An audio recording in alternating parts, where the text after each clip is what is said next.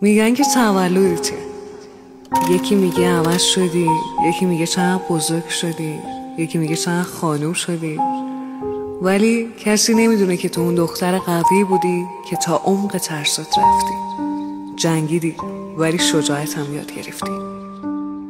دختری بودی که گریه کردی تو تنهاییات، ولی همون عشقا شد آب روی خاک رویت. باز جوونه زدی، باز از اول شروع کردی. هرچند سخت ولی تو تونستی و تبدیل شدی به بهترین ورژن خودت. تو اون دختری بودی که رو پای خودت وایسادی و شرایط بد ذات تو هیچ وقت عوض نکرد. میدونی قشنگیش به همین بود که خدا دوباره تو رو سرپا کرد، درست جلو همون آدمایی که زمین زدنت. من بهت افتخار میکنم.